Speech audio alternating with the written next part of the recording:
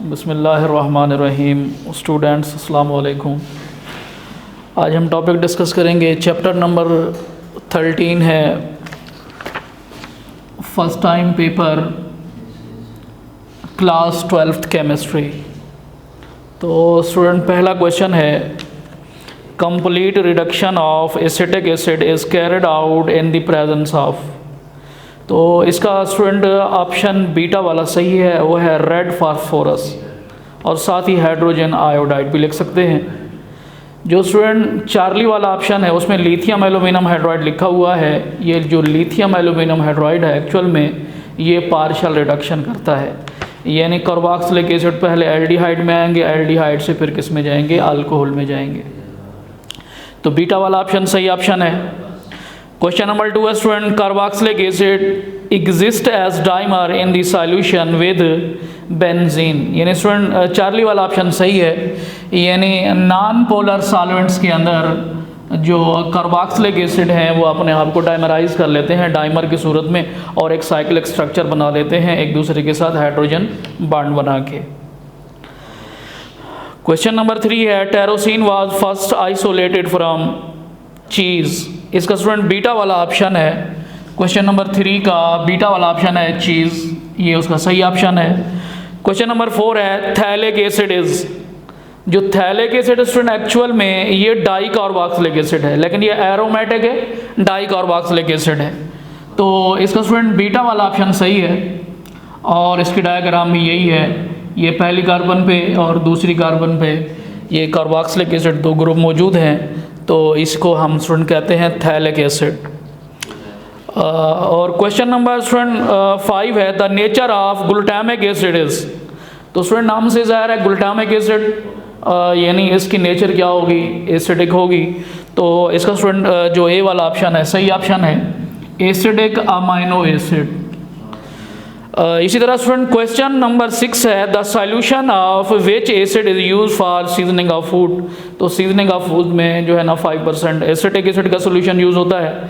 तो इसका स्टूडेंट जो बीटा वाला ऑप्शन है सही ऑप्शन है, एसिटिक एसिड, क्वेश्चन नंबर 6 का। और स्टूडेंट है question number 7, the acid that does not have carboxylic acid group. यानी एसिड भी है लेकिन उसके पास कार्बोक्सिलिक एसिड ग्रुप भी मौजूद नहीं है।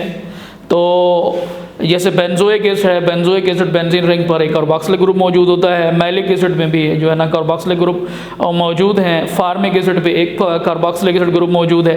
तो स्टूडेंट इसका जो डेल्टा वाला ऑप्शन है वो सही है, वो है पिक्रिक एसिड।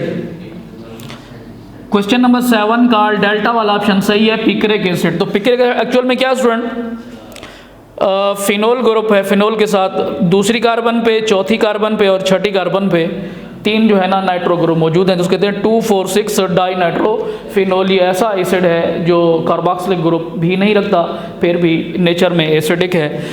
तो क्वेश्चन नंबर 7 का डेल्टा वाला ऑप्शन सही होगा। क्वेश्चन नंबर 8 है, amino acids are prepared by Williamson synthesis, बल्कि इससे तो हम ईथर को प्रिपेयर करते हैं, स्ट्रैकर सिंथेसिस। तो स्टूडेंट इसका बीटा वाला ऑप्शन सही ऑप्शन है। स्ट्रैकर सिंथेसिस के ज़रिए हम जो है ना अमाइनो एसिड को प्रिपेयर कर सकते हैं। कैसे प्रिपेयर करते हैं, 2 स्टेप के अंदर। तो पहला स्टेप स्टूडेंट ये है कि जब हम किसी एल्डिहाइड को हाइड्रोजन साइनाइड के साथ किसी बेस Na3 की मौजूदगी में रिएक्ट कराते हैं, तो हमारे पास ये प्रोडक्ट बनती है RCHNH2 साइनाइड, यानी alpha amino cyanide, alkane cyanide हमारे पास प्रोडक्ट बनेगी। अगले स्टेप के अंदर स्टूडेंट इसकी क्या करनी है, एसिड हाइड्रोलिसिस जब करते हैं तो ये जो साइनाइड ग्रुप है ये COOH ग्रुप में तब्दील हो जाता है। तो हमारे पास RCHNH2 COOH यानी अमाइनो एसिड जो है ना प्रोड्यूस हो जाएंगे।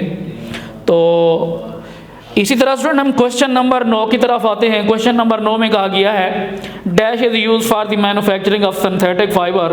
तो सिंथेटिक फाइबर की तैयारी में भी स्टूडेंट डेल्टा वाला ऑप्शन है, एसिटिक एसिड कंज्यूम होता है, एसिटिक एसिड यूज होता है।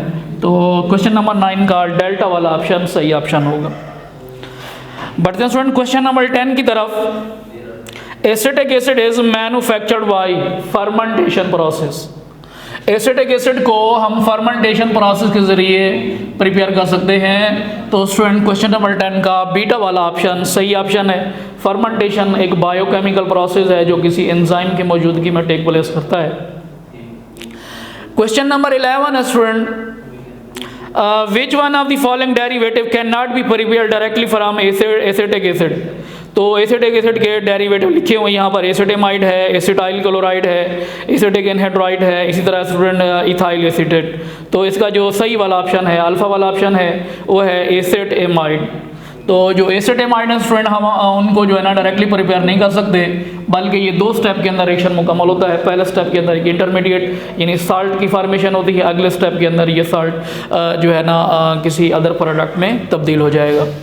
तो यहाँ पर स्टूडेंट अगर गौर करें तो हमने कार्बोक्सिलिक एसिड को अमोनिया से ऐड कराया, ये एसिड और बेस है।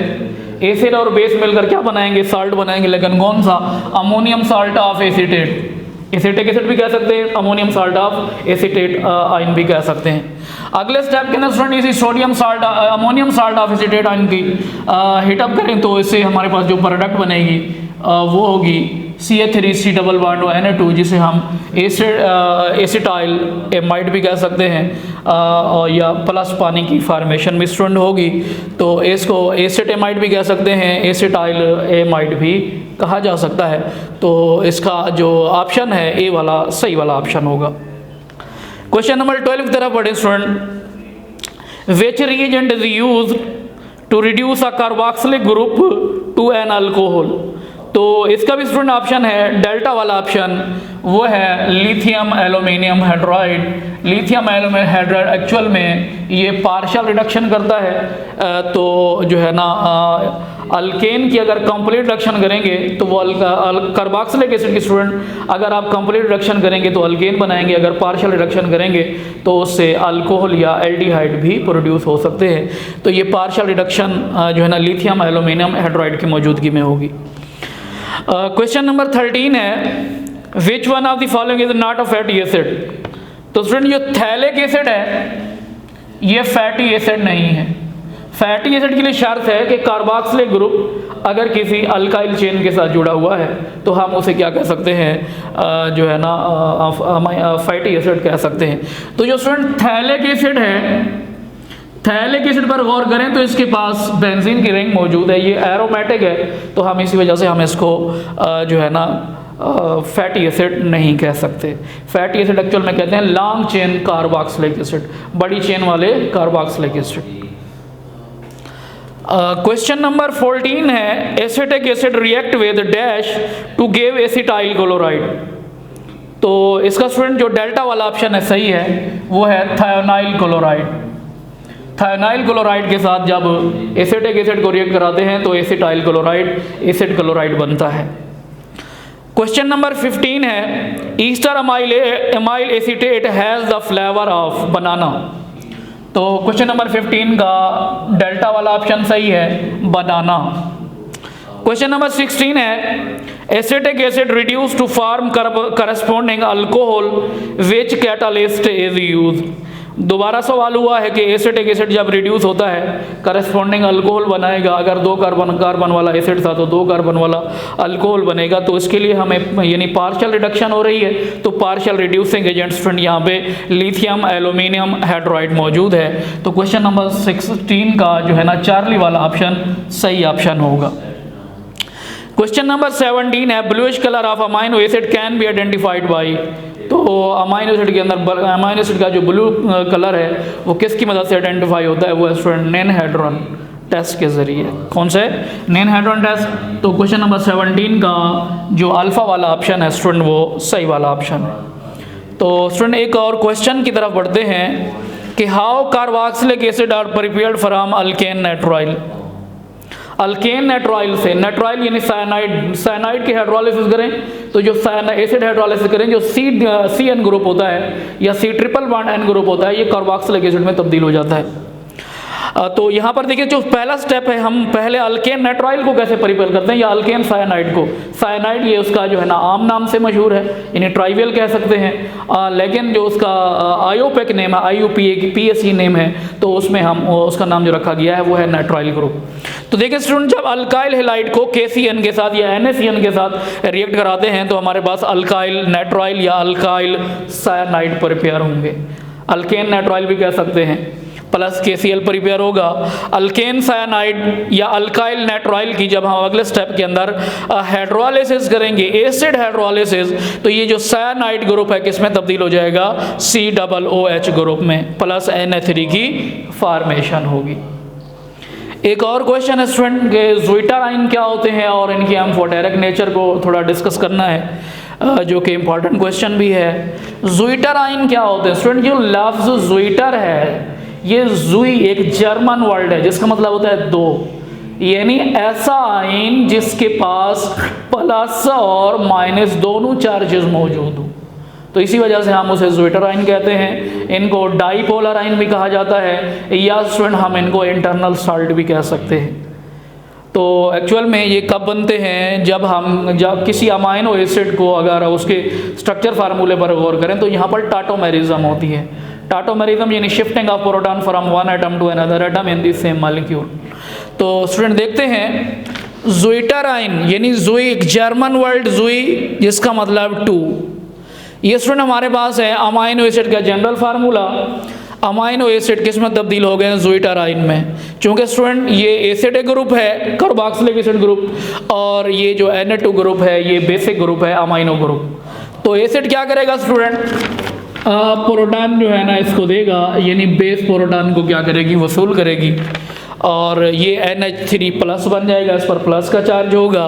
और यहाँ से चूँकि प्रोटॉन आया है, प्रोटॉन अपने इलेक्ट्रॉन छोड़कर आया है, विदाउट इलेक्ट्रॉन आया है, तो यहाँ पर कार्बोक्सिलिक ग्रुप के ऊपर COO नेगेटिव ही होगा। अच्छा स्टूडेंट, इसकी तारीफ अगर लिखेंगे, एन आइन having positive and negative charges with in the molecule, यानी ज़्विटर आयन ऐसे सब्सटेंसेस हैं, ऐसे आयन्स हैं जिनके मॉलिक्यूल में जमा और नफी दोनों चार्ज मौजूद होते हैं। इसी वजह से हम इनको डाईपोलर आयन या इंटरनल साल्ट भी कहते हैं। इंटरनल साल्ट इसी वजह से कहते हैं क्योंकि एसिड और बेस के जो फंक्शनल ग्रुप मौजूद है यहाँ पर, वो एक दूसरे से रिएक्ट कर रहे हैं, एक प्रोटॉन दे रहा है और एक प्रोटॉन ले रहा है। प्रोटॉन देना एसिड का काम है, प्रोटॉन वसूल करना बेस का काम है, तो इसी वजह से इंटरनल साल्ट का नाम दिया जा रहा है।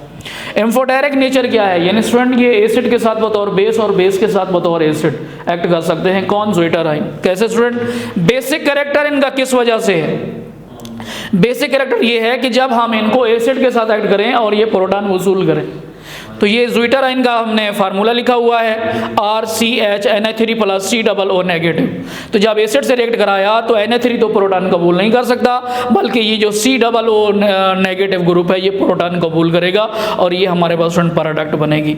अब ये जो कार्बोक्सिलेट आयन ग्रुप है, एक्चुअल में जो बेसिक कैरेक्टर है ये इसी की वजह से, इसी कार्बोक्सिलेट आयन की वजह से। एक्चुअल में स्टूडेंट ये पहले एसिडिक था, एसिड ने जब प्रोटॉन लूज किया तो एक कांजुगेट बेस बन गया, बेस ने दोबारा प्रोटॉन वसूल किया और हमारे पास ये प्रोडक्ट बन रही है RCH Na3 प्लस COOH। और ये हमारे पास जो प्रोडक्ट होगी स्टूडेंट ये कौन सी होगी, कैटायनिक प्रोडक्ट होगी, क्योंकि Na3 पर अभी भी प्लस का चार्ज मौजूद है। अच्छा स्टूडेंट, अगर हम इसके एसिडिक कैरेक्टर की बात करें तो यानी ये बतौर एसिड काम कर रहे होंगे जब हम इनको किसी बेस के साथ एक्ट कराएंगे। तो स्टूडेंट ये हमारे पास OH बतौर बेस एक्ट कर रही है, तो बेस को प्रोटॉन कौन सा हिस्सा दे सकता है, तो बेस को प्रोटॉन स्टूडेंट हिस्सा दे सकता है Na3 प्लस, क्योंकि इसके पास तो प्रोटॉन है नहीं। Na3 प्लस जब इसको प्रोटॉन देगा ये बन जाएगा H2O, इससे प्रोटॉन चला जाएगा और ये प्रोडक्ट बनेगी RCH Na2COO नेगेटिव। क्योंकि स्टूडेंट ये Na3 प्लस जो ग्रुप है ये अब एसिडिक ग्रुप के तौर पर एक्ट कर रहा है, क्योंकि ये पहले बेसिक ग्रुप था, बेस ने प्रोटॉन वसूल किया, बेस जब प्रोटॉन कबूल करती है तो कांजुगेट एसिड बनता है। तो यहाँ हमारे पास स्टूडेंट प्रोडक्ट बनेगी RCH Na2COO नेगेटिव, यानी जो हमारी एक्चुअल मेन प्रोडक्ट बनेगी वो एनायनिक होगी, क्योंकि अभी भी कार्बोक्सिलेट आयन के ऊपर नफी का चार्ज मौजूद है। तो आज का लेसन यहाँ पे क्लोज करते हैं। अल्लाह हाफिज़ स्टूडेंट्स।